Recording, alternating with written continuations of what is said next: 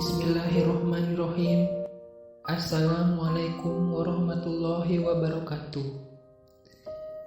Senang sekali rasanya kita bisa berjumpa lagi di channel ini. Salawat dan salam tak lupa kita curahkan kepada junjungan alam Nabi besar Muhammad sallallahu alaihi wasallam. Allahumma sholli ala sayyidina Muhammad wa ala ali sayyidina Muhammad. Saudaraku yang beriman, pada kesempatan ini saya ingin membahas tentang anak keturunan iblis dan tugasnya masing-masing. Sebagai makhluk yang paling dimuliakan Allah, manusia patut bersyukur atas segala karunia yang diberikan olehnya. Manusia diciptakan dengan bentuk terbaik dari segi fisik maupun nilai-nilai luhur yang terkandung di dalam jiwa. Manusia bahkan lebih mulia daripada malaikat jika dapat memaksimalkan karunia akal dan mengendalikan nafsunya. Namun juga dapat lebih rendah dari binatang jika hawa nafsunya dibiarkan liar tak terkendali. Salah satu bentuk kasih sayang Allah kepada manusia adalah memberinya peringatan agar berhati-hati menghadapi tipu daya iblis. Sesungguhnya, iblis muncul di segala sudut kehidupan manusia. Ia menyusup melalui setiap sel darah manusia, mengelabui setiap informasi yang dikirim oleh panca indera ke otak, lalu ke hati yang merupakan benteng pertahanan terakhir.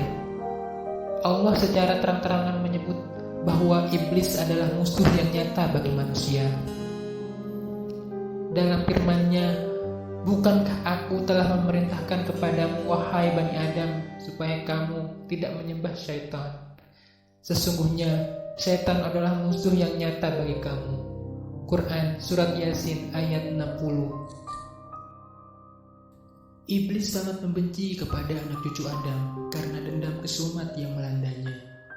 Jauh sebelum diciptakannya Nabi Adam, iblis adalah pribadi yang tekun beribadah. Bahkan ibadahnya melampaui para malaikat. Iri hati dan kesombongan yang membuat iblis menjadi makhluk Tuhan yang terkutuk. Iblis disuruh Tuhan sujud kepada Adam, tapi ia menolaknya. Di saat yang bersamaan, para malaikat dengan penuh kerendahan hati melaksanakan perintah sujud tersebut. Iblis merasa lebih mulia dari Adam, karena ia diciptakan dari api, sedangkan Adam hanya dari tanah. Karena arogansinya dan pembangkangannya itulah, iblis diusir dari surga. Ia mendapat laknat dari Allah selama-lamanya hingga hari kiamat. Mulai saat itulah iblis secara terang-terangan menyatakan permusuhan kepada Adam dan anak cucunya. Bahkan, menurut sebagian ulama, kebencian iblis kepada anak cucu Adam jauh lebih besar daripada Adam sendiri. Pertimbangannya karena iblis diciptakan dari api, anak cucu Adam dari air, sementara Adam dari tanah liat. Sisi kontradiksi api dengan air lebih besar daripada dengan tanah liat. Iblis benar-benar menjadi musuh besar bagi manusia. Iblis mengancam manusia dengan 7 ancaman. 4 diantaranya ada di surat An-Nisa sebagai berikut. "Dan aku benar-benar akan menyesatkan mereka, dan akan membangkitkan angan-angan kosong pada mereka, dan menyuruh mereka memotong telinga-telinga binatang ternak.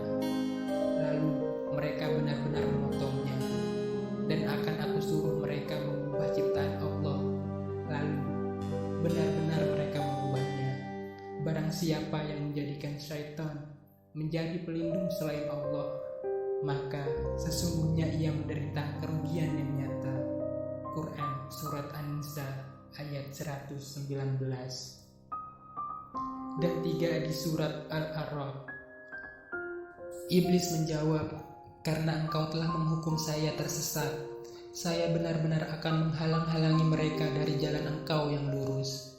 Kemudian saya akan mendatangi mereka dari muka dan dari belakang mereka, dari kanan dan kiri mereka, dan engkau tidak akan mendapati mereka bersyukur atau taat."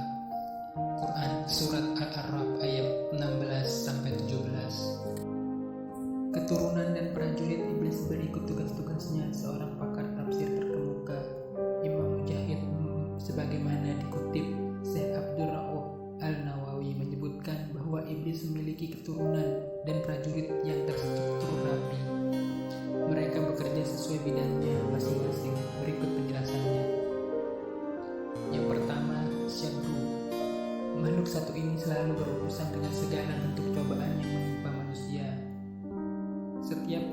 manusia mendapatkan cobaan akan dibuatnya galau dan tidak sabar menerimanya. Segala ekspresi berlebihan dikala mengalami musibah, seperti menangis histeris, depresi, mengamuk, dan tradisi jahiliyah lainnya berhubungan dengan pengaruh asam ruh. Kedua, awar, bertugas di bidang tindak asusila. Cucu iblis inilah yang mengajak manusia melakukan hubungan seks bebas dengan lawan jenis. Awar mampu memberikan tegangan tinggi di bagian kemaluan pria dan wanita untuk menambah gairah melakukan hubungan terlarang. Yang ketiga, sya'ud. Inilah mungkin cucu iblis yang paling berhasil di bidangnya. Cucu iblis yang satu ini bekerja di bidang pemberitaan. Ia berperan meracuni sebuah berita dengan penuh kedustaan. Maraknya penyebaran isu-isu yang tidak jelas dasar kebenarannya merupakan andil besar dari cucu iblis yang satu ini. Yang keempat, dasim, berperan menghancurkan keharmonisan rumah tangga pasangan suami istri. Pengaruhnya akan semakin cepat menjalar jika suami hendak memasuki rumah tanpa terlebih dahulu mengucapkan salam terhadap keluarga yang ada di rumah. Kelima, zalandur, ia selalu standby di pasar-pasar. Cucu iblis yang satu ini membuat para pebisnis di pasar rentan melakukan tindak penipuan dan kecurangan dalam bertransaksi. Janji-janji palsu pedagang terhadap konsumen merupakan tipu daya dari zalandur. Yang keenam, walhan, keturunan iblis yang satu ini bertugas mengganggu urusan bersuci manusia.